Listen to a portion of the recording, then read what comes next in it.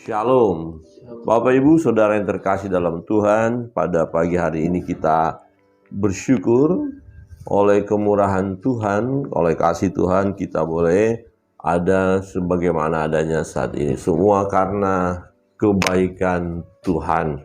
Bapak Ibu Saudara yang terkasih dalam Tuhan, kita akan melanjutkan pembacaan firman Tuhan dari Lukas pasal yang keempat. Nah, secara khusus kita akan melihat bagaimana ketika Yesus dicobai. Ya, Yesus dicobai oleh iblis dan Yesus menang.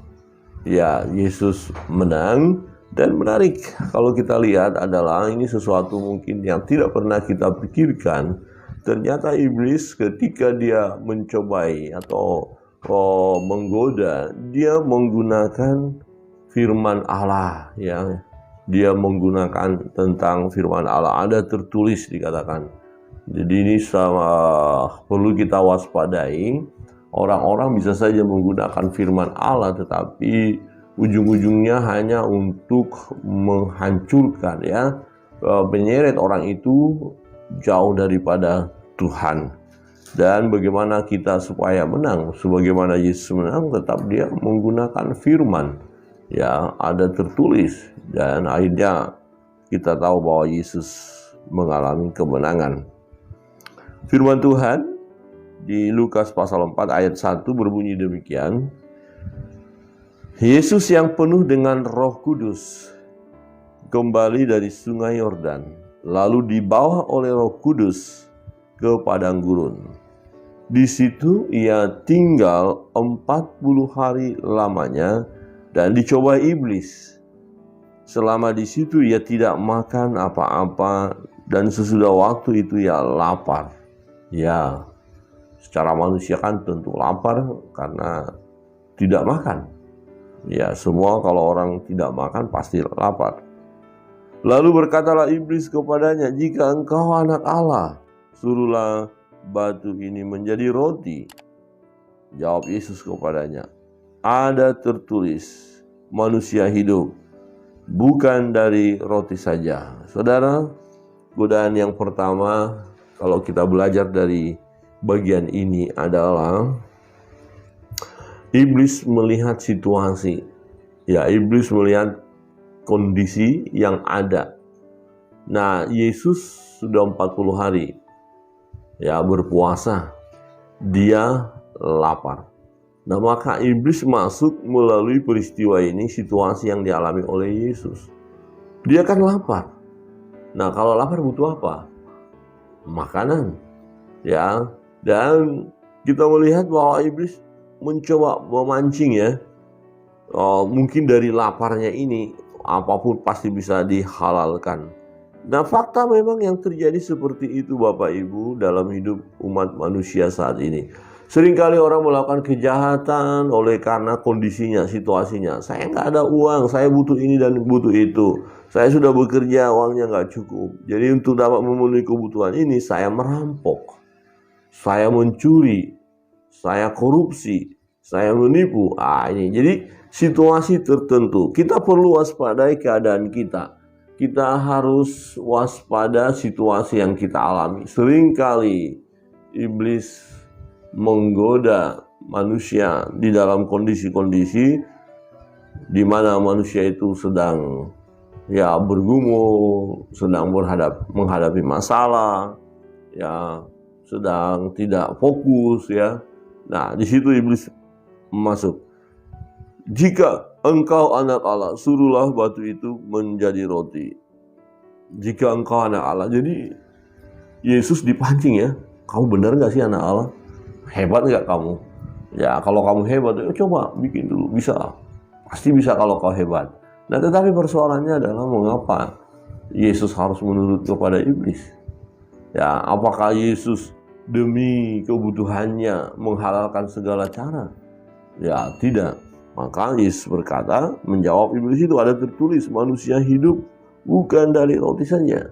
Jadi kembali kepada firman, ya, Yesus menguasai firman tentunya, dan dia berpegang penuh kepada firman. Ya, manusia itu tidak hidup dari roti saja. Nah, ini mengingatkan kita bahwa hubungan kita dengan Allah itu sesuatu yang penting, sangat penting dibandingkan dengan kebutuhan-kebutuhan kita yang lain. Hati-hati, kita harus waspada, jangan sampai karena kebutuhan kita, ya kita abaikan Tuhan.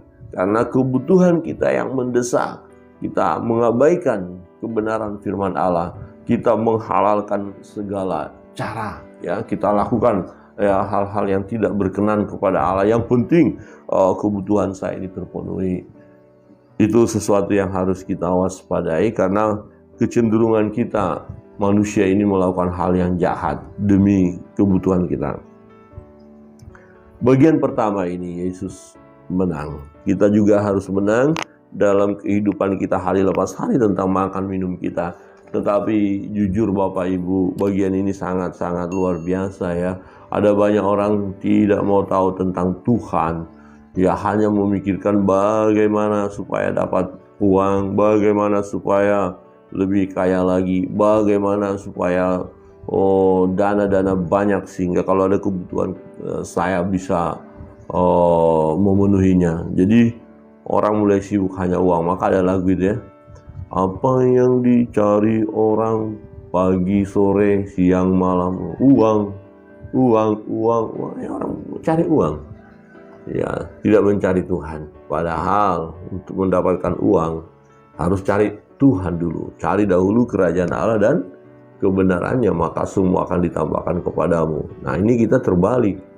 Tuhan kita abaikan, tapi bekerja untuk cari uang, demi uang, hanya untuk uang kita prioritaskan. Iya, ini mengingatkan kita supaya kita datang kepada Tuhan. Ada tertulis, manusia hidup bukan dari roti saja. Ayat 5, kemudian ia membawa Yesus ke satu tempat yang tinggi dan di dalam sekejap mata ia memperlihatkan kepadanya semua kerajaan dunia. Kata iblis kepadanya, segala kuasa itu serta kemuliaannya akan kuberikan kepadamu, sebab semuanya itu telah diserahkan kepadaku dan aku memberikannya kepada siapa saja yang ku kehendaki. Wah, ini perhatikan, iblis mulai menggoda lagi, dan ini biasanya juga terjadi dalam hidup manusia bagian ini.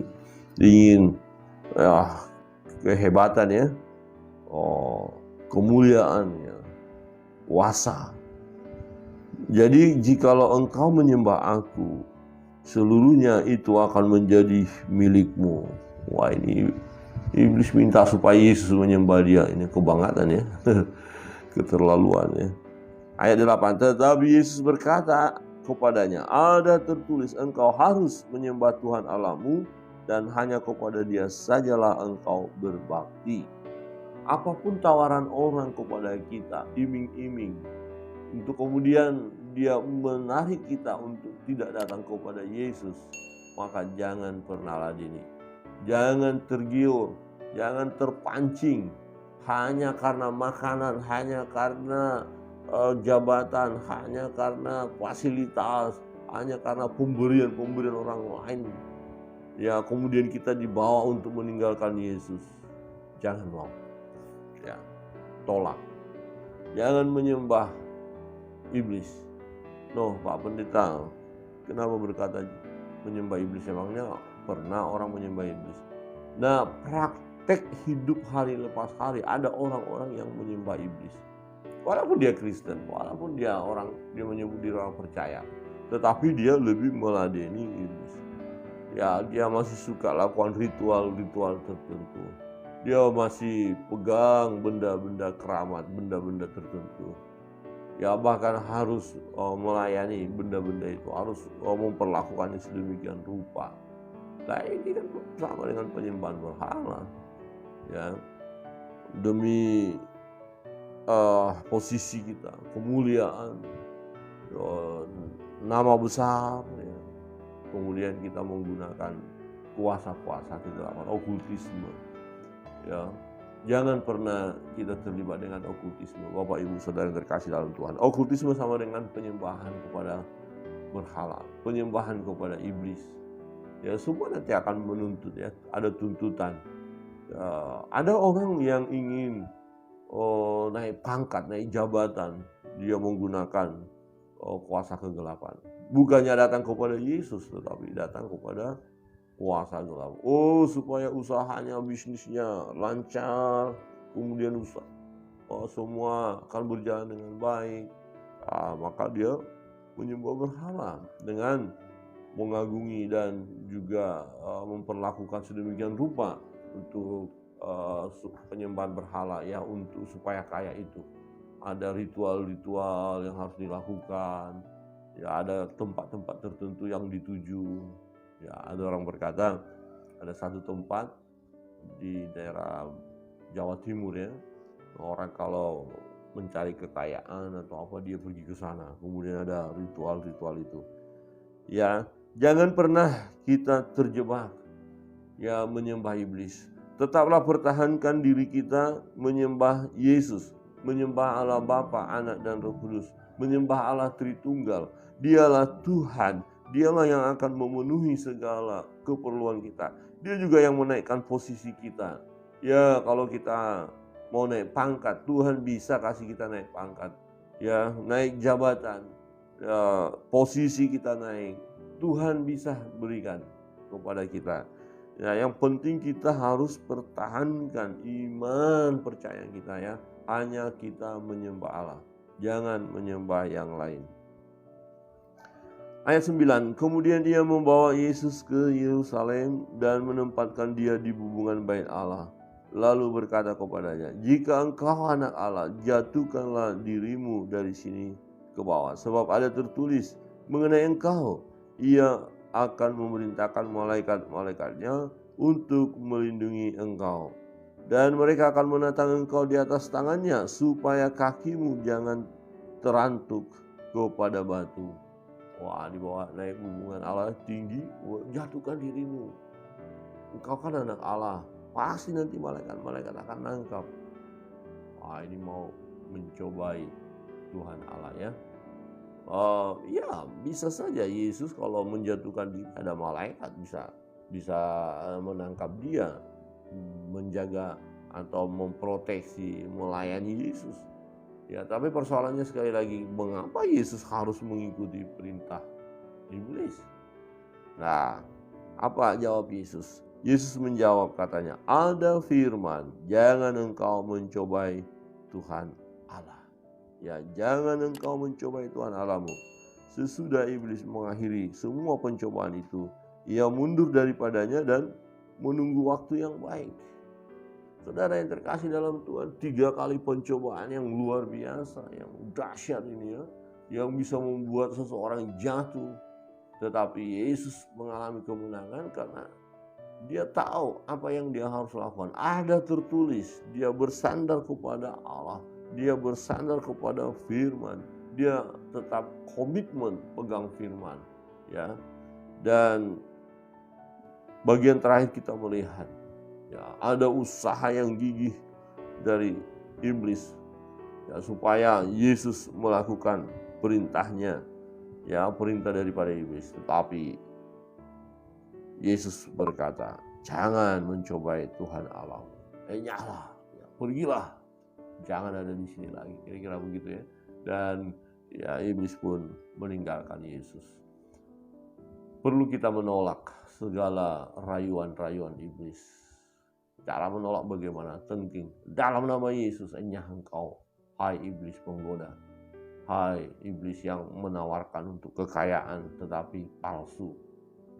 Enyah. Ya, siap? Halo, siap, shalom? Ya, nyala, keluar, pergi. Ya, nah kelemahan kita manusia kadang-kadang ya kompromi. Ya, ada apa-apalah sekali-sekali waktu.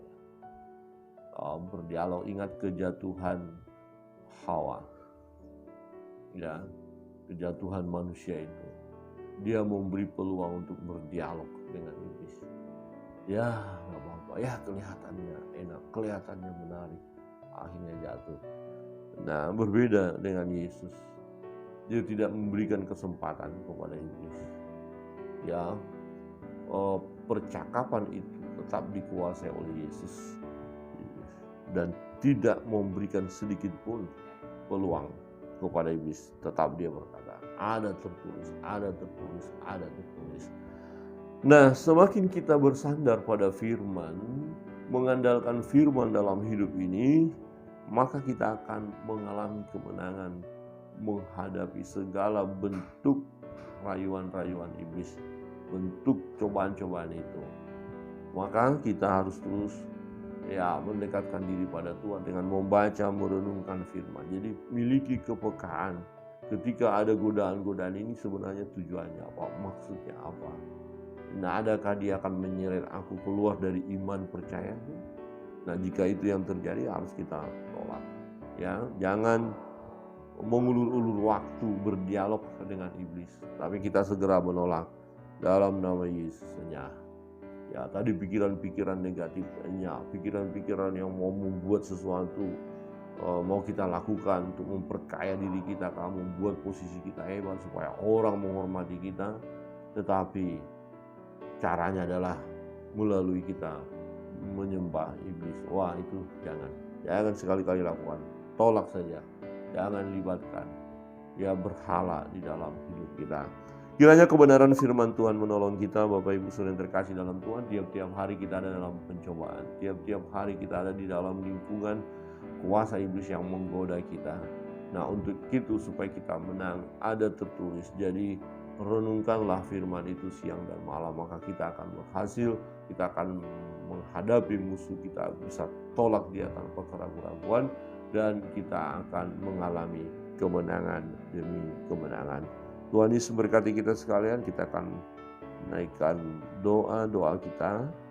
Apapun yang menjadi beban, pergumulan, persoalan kita percaya Tuhan akan mengabulkan manakala kita meminta kepada Tuhan, kepada Bapa di dalam nama Yesus. Dan